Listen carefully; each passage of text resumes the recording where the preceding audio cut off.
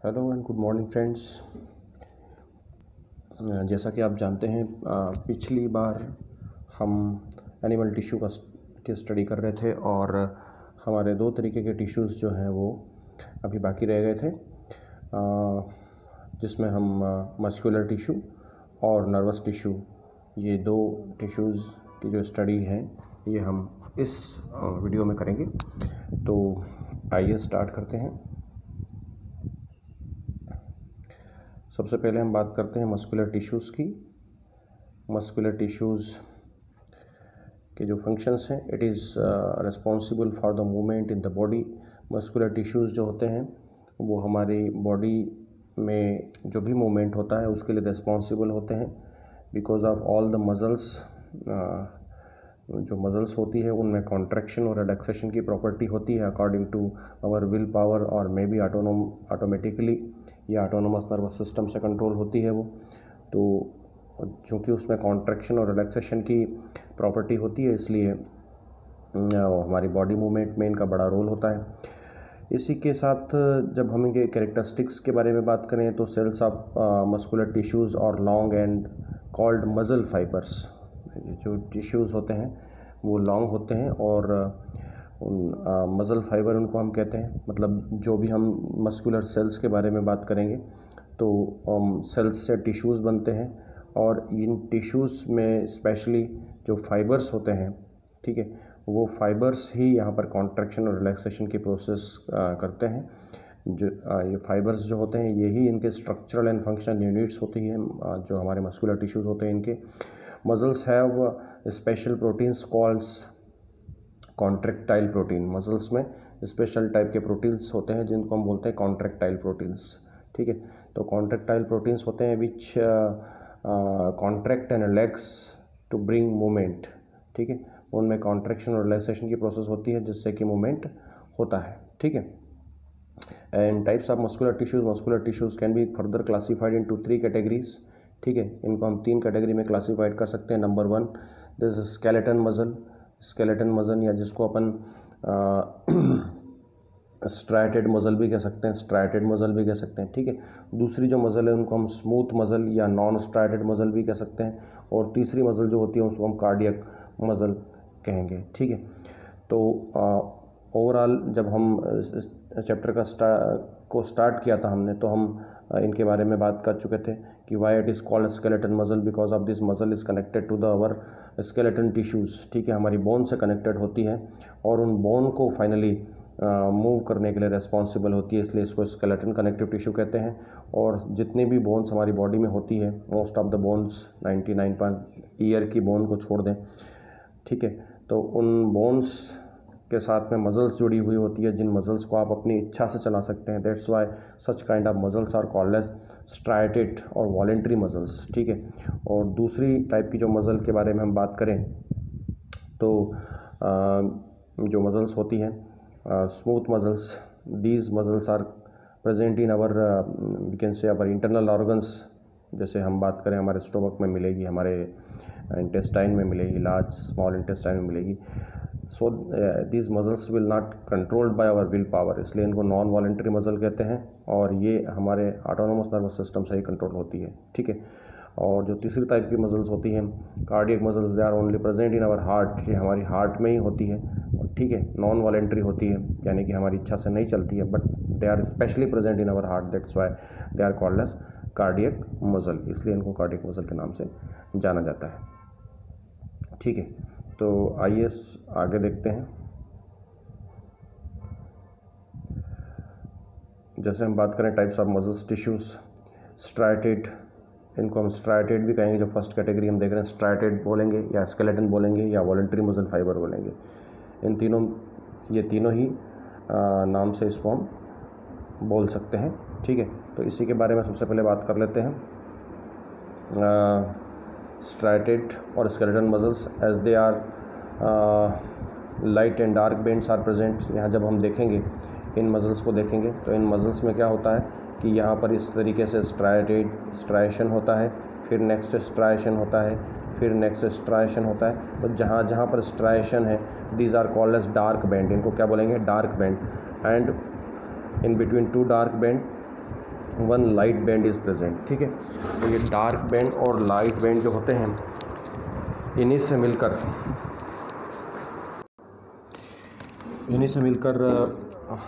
जो muscle fibre होता है, स्केलेटन मसल फाइबर जिसको हम मायो फाइबर कहते हैं, उसका फार्मेशन होता है। ठीक है, और यही फाइबर जो होता है ये फाइनली कॉन्ट्रैक्ट और रिलैक्स होकर पूरी मसल में अपने इफ़ेक्ट्स शो करता है। ठीक है, अब यहाँ पर हम बात करें कि they are called as voluntary muscles as they move as our will power, हमारे विल पावर से चलती है इसलिए इसको वॉलेंट्री मसल कहते हैं। एंड ये they are connected to the skeleton. ठीक है, that's why they are also called as skeleton muscles. ठीक है, ये सिलेंड्रिकल शेप होता है। जब स्ट्रक्चर के बारे में बात करें, सिलेंड्रिकल शेप्ड होता है, अनब्रांच्ड होता है, मल्टी न्यूक्लिएटेड होता है, बहुत सारे न्यूक्लियस देखने को मिलेंगे। Fibre arranged in form of bundles, fibre जो होते हैं वो बंडल के फॉर्म में अरेंज होते हैं। मायो फाइबर्स जो होते हैं वो बंडल के फॉर्म में अरेंज होते हैं। And they have dark and light bands. So these are the properties. आप इनको पॉइंट वाइज लिखिएगा। ठीक है, लोकेशन कहाँ पर मिलेगी, हमारे लिम्स में मिलेगी, हमारे आर्म्स में मिलेगी, लेग्स में मिलेगी, टंग में मिलेगी। जिन ऑर्गन को आप अपनी इच्छा से चला सकते हैं वहाँ पे मिलेगी। बॉडी, फेस, नेक वगैरह जो भी आप ऑर्गन्स आप अपनी बॉडी आप अपने इच्छा से मूव कर सकते हैं, वेयर दे आर प्रेजेंट। ठीक है, क्या इनकी वर्किंग होगी, contract quickly but can't remain contraction for a long time. ठीक है, फॉर अ लॉन्ग, तो अगर काफ़ी लंबे समय तक इनको कॉन्ट्रैक्ट रखेंगे तो उस कंडीशन में इनके अंदर लैक्टिक एसिड बन जाएगा और ये टायर्ड हो जाएगी, जिसको हम मसल्स फटीक वर्ड यूज़ करेंगे इसके लिए। ठीक है, तो ये तो हो गई हमारी स्ट्राइटेड मसल। अब हम चलते हैं नॉन स्ट्राइटेड मसल्स के बारे में। ठीक है, कॉल्ड अनस्ट्राइप्ड या non striated muscle as they do not shows light and dark band, light और डार्क बैंड नहीं होते हैं। कॉल्ड इनवॉलेंट्री जो हमारी इच्छा से नहीं चलती है। As they do not move as per our will power. ठीक है, स्ट्रक्चर हम इनका देखें तो स्पिंडल शेप्ड सेल्स होती है। स्पिंडल शेप्ड सेल का मतलब ये कि इनका अपर और जो लोअर एंड होता है वो पॉइंटेड होता है, बीच में ये राउंडेड स्ट्रक्चर देखने को मिलेगा, तो स्पिंडल शेप्ड स्ट्रक्चर होता है। यूनी न्यूक्लिएटेड होता है, हर सेल के अंदर आपको एक ही न्यूक्लियस देखने को मिल रहा है। Fibre arranged in form of sheets, fibre जो होते हैं वो शीट्स के फॉर्म में अरेंज होते हैं। ठीक है, और dark and light bands are absent, जो कि यहाँ थे वो यहाँ एब्सेंट है। लोकेशन कहाँ मिलेगा, ये हमारी आँख के आइरिस में मिलेगा, यूरेटर्स में मिलेंगे, ब्रोंकी में मिलेंगे, लंग्स के ब्रोंकी में मिलेंगे, एलिमेंट्री कैनाल में मिलेंगे। ठीक है, एलिमेंट्री कैनाल की वॉल में मिलेंगे, ब्लड वेजल्स में मिलेंगे। ठीक है, और जब हम उनकी बात करें, working contract slowly but can't remain contract for a long time. Slowly contraction होता है और रिलैक्सेशन होता है जब भी आवश्यकता पड़ती है। फॉर एग्जांपल ये स्टोमक में जैसे ही खाना गया तो अब स्टोमक की जो वॉल है वहाँ पर जो हमारी नॉन स्ट्राइटेड मसल्स है उनमें कॉन्ट्रैक्शन और रिलैक्सेशन शुरू हो जाएगा जैसे ही खाना पचा और वो आगे स्मॉल इंटेस्टाइन में गया। अब ये स्टोमक की जो नॉन स्ट्राइटेड मसल्स हैं ये रिलैक्स फॉर्म में आ जाएगी। तो they work when they becomes function, yeah we can say they start their function when the work is required, और जैसे ही वर्क एंड होता है ये अपने एक्टिविटी को डाउन कर देती है। ठीक है, अब हम बात करें next type of muscle, cardiac muscle के बारे में बात करें तो cardiac muscle structure in between striated and non striated muscles, fibre and involuntary. ठीक है, स्ट्राइटेड और नॉन स्ट्राइटेड दोनों के बीच की कैटेगरी है इसमें। ठीक है, ये वाली मसल आपकी इच्छा से चलती है, ये आपकी इच्छा से नहीं चलती है। ठीक है, अब ये ऐसी मसल है जो हमेशा चलती ही रहती है, इसमें आपकी इच्छा की कोई आवश्यकता है ही नहीं या इनका काम कभी पूरा होता ही नहीं है। ये हार्ट जो होता है ये कभी भी काम करना बंद करता ही नहीं है। अगर ये बंद करेगा तो ब्लड सर्कुलेशन फेल हो जाएगा और जो पर्सन है उसकी डेथ हो सकती है। So these muscles shows rhythmic contraction and relaxation throughout life and pump blood into the entire parts of body। Structure के बारे में हम बात करें तो ये शॉर्ट सिलेंड्रिकल शेप होते हैं, ब्रांच्ड होती है, सबसे बड़ी बात सिलेंड्रिकल शेप। और आप देखिए ब्रांच कंडीशन देखेगी, ब्रांच दिखेगी। ठीक है, uninucleated as similar to this smooth muscle, uninucleated दिखेगी। Fibre arrange in form of network, fibre network के फॉर्म में यहाँ पर शीट के फॉर्म में मिलते थे, यहाँ पर नेटवर्क के फॉर्म में मिलेंगे, और डार्क और लाइट बैंड यहाँ पर भी आपको देखने को मिलेंगे, जैसे डायग्राम में दिखाई दे रहा है। डार्क बैंड, उसके नीचे लाइट बैंड, फिर डार्क बैंड, इस तरीके से दिखाई देंगे आपको। लोकेशन कहाँ होगा? Only and only they are present in heart wall में ही मिलेगी आपको। वर्किंग क्या है? Contract quickly and rhythmically, therefore do not get tired and they remain functional, we can say active throughout the life of the person। ठीक है, जब बच्चा 2 महीने का होता है तब से उसका हार्ट धड़कना शुरू करता है, उसके बर्थ होने के बाद उसके बूढ़े होने तक, उसकी डेथ तक जो हमारी कार्डियक मसल्स होती है वो लगातार फंक्शन करती रहती है। ठीक है, ओके। तो नेक्स्ट बात करें हम नर्वस टिश्यूज़ के बारे में। Cells of nervous tissues are called nerve cell और न्यूरॉन्स। उनको हम नर्व सेल या न्यूरॉन के नाम से जानते हैं। Many nerve cells are bound by connective tissues to make a nerve. ठीक है, बहुत सारे कनेक्टिव टिश्यूज़ जो होते हैं वो आपस में जुड़कर एक यहाँ कह लीजिए कि जो नर्व सेल होती है उसको प्रोटेक्ट करते हैं वो। ठीक है, और अब हम इनके फंक्शंस के बारे में बात कर लेते हैं। Functions, they are highly specialised tissues and that help in transmitting stimuli from one place to another place in the body. हमारी बॉडी में जो स्टिमुलेशंस होते हैं वो एक प्लेस से दूसरी प्लेस में भेजने का काम ये करते हैं। आपको बता दें कि ये सबसे longest cell of the body की सबसे लॉन्गेस्ट सेल है। ठीक है, और ये स्टिमुलेशंस को एक जगह से दूसरी जगह भेजने का काम करेगी। फॉर एग्ज़ाम्पल, जैसे यहाँ पर कोई स्टिमुलेटर आया, ठीक है, ये आपका रिसेप्टर ऑर्गन है, मान लिया जाए कि आपकी स्किन है। ठीक है, उस स्किन के ऊपर जैसे ही ये स्टिमुलेटर यहाँ पर आके अटैच होगा, ठीक है, अब ये जो डेंड्राइटिस जो हैं, ये डेंड्राइटिस अपने मैसेजेस को डेंड्रॉन्स के अंदर भेज देंगी। डेंड्रॉन्स जो है वो अपने मैसेजेस को कहाँ पर भेज देगी? नर्व सेल के अंदर, साइटोन के अंदर भेज देगी। साइटोन से वो जो मैसेज है वो एक्सॉन्स के अंदर चले जाएंगे।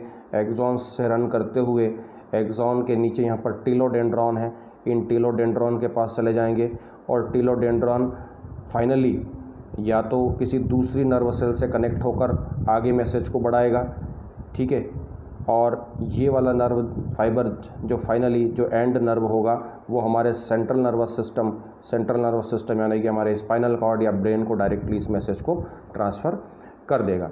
सो this is the we can way of working by our nerve cells. ठीक है, control all activity of the body, हमारी बॉडी की जो डिफरेंट एक्टिविटीज़ है उनको कंट्रोल करके रखता है। लोकेशन क्या है? ये ब्रेन में मिलेगा। Spinal cord, brain and spinal cord also nerve tissues हैं वो। ठीक है, and nerves are made up by nervous tissues. हमारी जो नर्व सेल है वो भी मिलेगा, यानी कि हमारे नर्वस सिस्टम में क्या आएगा? ब्रेन आएगा, स्पाइनल कॉर्ड आएगा and different type of nerve fibres. ठीक है, नर्व फाइबर डिफरेंट टाइप, मैंने ऐसा क्यों बोला? क्योंकि जो हमारा रिसेप्टर ऑर्गन होता है, रिसेप्टर ऑर्गन से सेंट्रल नर्वस सिस्टम को जो मैसेज लेके जा रही है जो नर्व, उसको हम बोलेंगे मोटार नर्व। क्या बोलेंगे? Motor nerve. ठीक है, लेकिन जो वापस लेके आएगी सेंट्रल नर्वस सिस्टम से रिसेप्टर ऑर्गन के लिए जो मैसेज लेके आएगी उसको हम बोलेंगे सेंसरी नर्व। सॉरी जो रिसेप्टर ऑर्गन से सेंट्रल नर्वस सिस्टम के पास लेके गई है दैट इज़ द सेंसरी, है ना, सेंसरी नर्व, जो यहाँ से via receptor organ to central nervous system जा रही है, sensory nerve, and central nervous system to receptor organ वापस लेके आई, that is the motor nerve. ठीक है, तो these are the different type of nerve cells. इसके अलावा भी होती है, तो ठीक है, सिंपैथेटिक और पैरासिम्पैथेटिक नर्व फाइबर होते हैं जो कि हमारे ऑटोनोमस नर्वस सिस्टम में इन्वॉल्व होते हैं। ठीक है, तो